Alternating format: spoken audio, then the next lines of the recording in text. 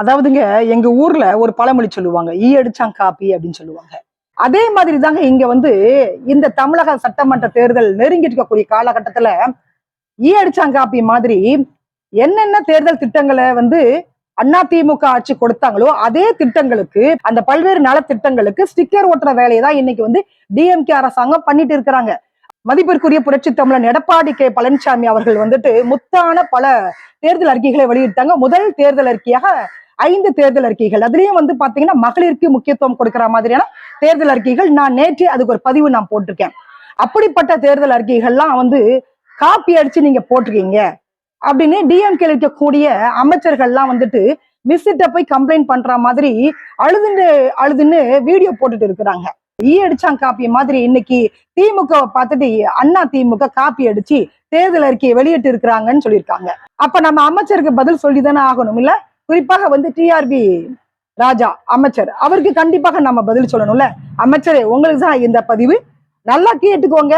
அமைச்சர் ராஜா மட்டுமல்ல, இருக்கக்கூடிய எல்லா அமைச்சர்களும் சட்டமன்ற உறுப்பினர்களும் திராவிட முன்னேற்ற கழகத்தில் இருக்கக்கூடிய உடன்பிறப்புகள் அனைவரும் நல்லா காதை கொடுத்து கேளுங்க. யாரு இதுல வந்து காப்பி அடிச்சாங்க, யாரு ஒரிஜினல், யாரு வந்து காப்பின்றத நான் தெளிவா உங்களுக்கு புரிய வைக்கிறேன். எது ஒரிஜினல் எது காப்பின்றத நாம இப்ப தெளிவா பார்த்துடலாம். அம்மா மருந்தகம் ஒரிஜினல், முதல்வர் மருந்தகம் காப்பி. அமைச்சரே, நல்லா கேட்டுதா? எது காப்பின்னு தெரியுதா உங்களுக்கு இப்ப? அதே மாதிரி அம்மா மினி கிளினிக் ஒரிஜினல், மக்களை தேடி மருத்துவம் என்பது காப்பி. அமைச்சரே, புரிஞ்சுதா? கேட்டுதா உங்களுக்கு? இப்படி அடிக்கடி நம்ம போனோம்னு வச்சுக்கோங்களேன், அண்ணா திமுகவுடைய தேர்தல் அறிக்கையை அப்படி காப்பி பண்ணி டிஎம்கே இந்த 4.5 வருட காலங்கள்ல கொடுத்துட்டு இருக்கிறாங்கன்றது ரொம்ப தெளிவாக தெரியும். காப்பி அடிக்கிறதுல டிஎம்கே மாதிரி ஒரு கட்சியை நீங்க உலகத்துல பார்க்கவே முடியாது.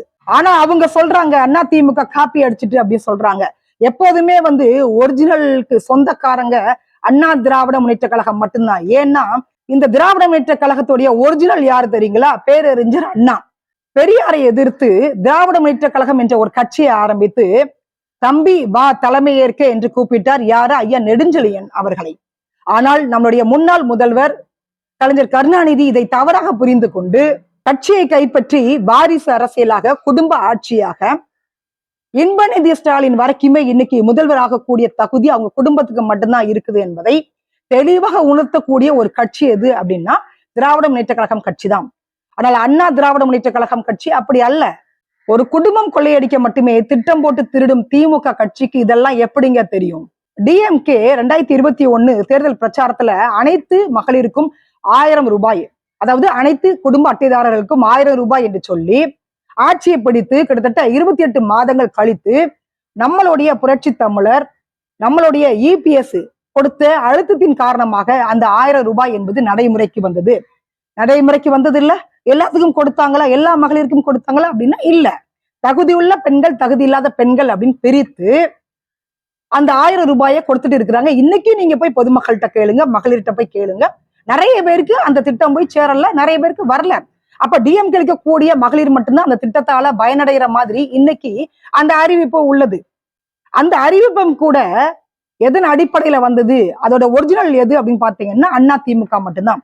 2021 தேர்தல் காலகட்டத்துல 1500 ரூபாய் அனைத்து குடும்ப அட்டைதாரர்களுக்கும் கொடுக்கிறதா அண்ணா திமுக வாக்கு கொடுத்திருந்தாங்க. ஏன்னா அதற்கு முன்னாடியே பாத்தீங்கன்னா தாலிக்கு தங்கம் அப்படின்ற ஒரு திட்டம் இருந்தது. பெண்களுக்கு நன்மைகள் நேரடியாக போய் சேர வேண்டும், அதுவும் பணமாக போய் சேர வேண்டும் என்ற ஒரு நல்ல நோக்கத்தோட தான் தாலிக்கு தங்கம் திட்டம் இருக்கு இல்லையா, அந்த திட்டத்தின் பரிணாம வளர்ச்சியாக தான் பொங்கல் திட்டம் என்பது, பொங்கல் பரிசு என்பது நிறைவேற்றப்பட்டது. மாதம்தோறும் 1500 ரூபாய் அனைத்து குடும்ப அட்டைதாரர்களுக்கும் கொடுக்கப்படும் அப்படின்னு அன்னைக்கு வாக்குறுதி கொடுத்தாங்க. இன்னைக்கு முதல் கட்டமாக அனைத்து இந்திய அண்ணா திராவிட முன்னேற்ற கழகம் கொடுத்த முதல் 5 தேர்தல் அறிக்கையில முதல் தேர்தல் அறிக்கைய மகளிருக்காக தான். அது வந்து மாதம்தோறும் 2000 ரூபாய். இந்த 2000 ரூபாய் என்பது ஏற்கனவே 1500 ரூபாய் அறிவிக்கப்பட்ட நிலையில இன்னைக்கு 2000 ரூபாய். அது வந்து டிஎம்கே 1000 ரூபாய் கொடுக்கறாங்க என்பதற்காக நாங்க வந்து 2000 ரூபாய் கொடுக்கல. இதை தெளிவாக வந்து அமைச்சர் புரிஞ்சுக்கணும். அமைச்சர் டிஆர்பி ராஜா மட்டுமல்ல, டிஎம்கே இருக்கக்கூடிய ஒட்டுமொத்த அமைச்சர்களும் உடன்பிறப்புகளும் இதை நல்லா காதல வாங்கிக்கோங்க. இபிஎஸ் அவர்களுடைய சாதனைகளுக்கு ரிப்பன் வெட்டிய டூப் முதல்வர், அதாவது காப்பி முதல்வர் யாரு அப்படின்னு கேட்டீங்கன்னா நம்மளுடைய அப்பா ஸ்டாலின் அவங்க மட்டும்தான். அதே மாதிரி டிஎம்கே ஆட்சியில் நடந்த சாதனைகள் சொல்லி மக்கள்கிட்ட ஓட்டு கேட்க அவங்களுக்கு துணிச்சல் இருக்கா, தில்லு இருக்கா, திராணி இருக்கா?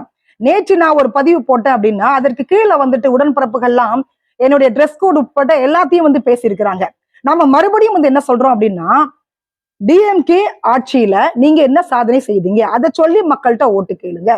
அதை விட்டுட்டு இப்படி பேசக்கூடிய பெண்களுடைய உடைகளை வந்து பேசுறது, உருவக்கேலி பண்ணுவது, இதுதான் வந்து டிஎம்கே யுத்தி. அவங்களுக்கு வேற எதுவுமே தெரியாது. இதுதான் அவங்களுடைய மிகப்பெரிய சாதனையாக உள்ளது. அந்த கட்சி ஆட்சிக்கு வந்த பிறகு நீங்க பாருங்களேன், அந்த கட்சிக்குள்ளேயே எத்தனை மகளிர்களுக்கு பாலியல் துன்புறுத்தல் நடந்திருக்குன்றத அந்த ரேஷியோ எடுத்து நீங்க பாருங்க. அதுவும் போக அண்ணா திமுக ஆட்சியை பற்றி விமர்சனம் செய்யக்கூடிய இந்த அமைச்சர்கள்லாம் யாருன்னு பாத்தீங்கன்னா, ஒருத்தர் வந்து ஒட்டுண்ணி அமைச்சர் அப்படின்னு சொல்லலாம். ஒட்டுண்ணி அமைச்சர் அப்படின்னா அண்ணா திமுக இருந்துதான் பாதி அமைச்சர்கள் டிஎம்கேக்கு போயிருப்பாங்க. இவங்களுக்கு நிறைய சம்பாதிக்கணும், ஊழல் பண்ணணும், கோடி கோடியா சம்பாதிக்கணும், மக்களை ஏமாற்றணும் அப்படின்ற ஒரு எண்ணம் வரும்பொழுது நேரடியாக அறிவாலயம் பக்கம் போயிடுவாங்க. அப்படி போனவர் தான் நம்முடைய அமைச்சர் ரகுபதி அவர்கள். தான் கட்டியிருக்கக்கூடிய வேட்டியை கூட அவுத்துட்டு இன்னொரு வேட்டியை வந்து அவங்க கட்டியிருப்பாங்க. கட்டிட்டு மல்லக்கப்படுத்து வானத்தை பார்த்து துப்புனா என்ன ஆகும், நம்ம மேலதான் தெளிக்கும். அந்த மாதிரி துப்பிய அமைச்சர்கள் வந்து அண்ணா திமுக பற்றி பேசலாமா? நான் கட்டின வேட்டியை அவுத்துட்டு இன்னொரு வேட்டியை கட்டுறாங்கன்னு சொல்றது கரை வேட்டியை நல்லா புரிஞ்சுக்கணும். அதற்கு வந்து விமர்சனம் எல்லாம் பண்ணக்கூடாது. மல்லக்கப்படுத்து துப்பும் பொழுது அந்த எச்சில் என்பது அவர் மேல விழும் அப்படின்றத அவர் மறந்துட்டு அண்ணா திமுகவுடைய தேர்தல் வாக்குறுதியை பற்றி அவர் பேசலாமா? அமைச்சர் ரகுபதி மாதிரியே இன்னொரு அமைச்சர் யார் அப்படின்னா, நம்ம ஏற்கனவே சொன்ன மாதிரி தொழில்துறை அமைச்சரான டிஆர்பி ராஜா. டிஆர்பி ராஜா வந்து சட்டமன்றத்துல போயிட்டு பாக்ஸ்கான் கம்பெனி வந்துட்டு துணை கம்பெனி அது வந்து அப்படின்னு கம்பி கட்டுற வேலையெல்லாம் அவர் பார்த்துட்டு இருக்கிறாரு. இந்த பாக்ஸ்கான் கம்பெனியோடைய வரலாறு என்னன்றது நமக்கு நல்லாவே தெரிஞ்சிருக்கும். ஏன்னா சில மாதங்களுக்கு முன்னாடி தைவான் நாட்டை சார்ந்த பாக்ஸ்கான் கம்பெனியோட நிறுவனர் ராபர்ட் பூ வந்து தலைமைச் செயலகத்துல முதல்வரை சந்திச்சு பேசினாங்க. அதற்கு பிறகு முதல்வர் வந்து பேட்டி கொடுக்குறாங்க. டிஆர்பி ராஜா வந்து பேட்டி கொடுக்கும்போது சொல்றாங்க, என்னங்க உள்ள நடந்தது, ஏதாவது முதலீடு வந்து நீங்க இருத்தீங்களா அப்படின்னு கேட்ட பொழுது அவங்க சொன்னாங்க, ஆமாங்க 15,000 கோடி வந்து தைவான் நாட்டில் இருக்கக்கூடிய பாக்ஸ்கான் நிறுவனம் வந்து நம்ம நாட்டுல முதலீடு செய்யறாங்க, அதனால 16,000 பேருக்கு வேலை கிடைக்கும் அப்படின்னு சொல்றாங்க. பட் அவர்கிட்ட கேட்கும் பொழுது அங்க அப்படியெல்லாம் வந்து கலந்து பேசிக்கல, ஸ்டாலின் அவரோட நாங்க கலந்து பேசிக்கலன்றத அவரு சொல்றாரு. இதுதான் எங்க ஊர்ல சொல்லுவாங்க, கெட்டிக்காரன் புழுகு 8 நாளைக்குன்னு சொல்லுவாங்க. அப்படிப்பட்ட திராவிட முன்னேற்ற கழகம் வந்துட்டு அண்ணா திமுகவை பார்த்து காப்பி அடிக்கிறாங்கன்னு சொல்லலாமா? அதே மாதிரி டிஆர்பி ராஜாவை பொறுத்த வரைக்கும் ஹைட்டா ஒயிட்டா வெயிட்டா இருக்காப்ல. அவரை பார்க்கும் பொழுது புரட்சி தலைவருடைய பாடல் தான் எனக்கு ஞாபகத்துல வருது, ஆளும் வளரணும் அறிவும் வளரணும் அதுதான் வளர்ச்சி. அதனால பாக்ஸ்கான் நிறுவனத்தை பற்றி அந்த உண்மை என்ன அப்படின்றத மக்களுக்கு வந்து வெளிப்படையாக நீங்க சொல்லணும்.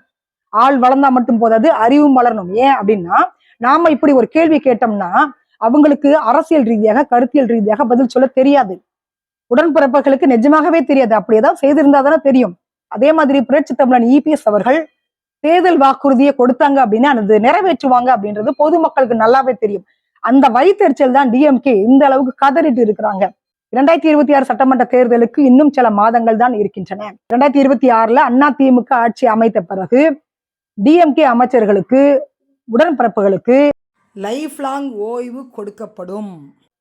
காலம் முழுவதும் நீங்கள் ஓய்வெடுத்துக் கொள்ளலாம் அறிவாலயத்தில். அதனால இப்பவே வந்து நல்லா கதறுங்க, கத்தி கத்தி அழுவுங்க.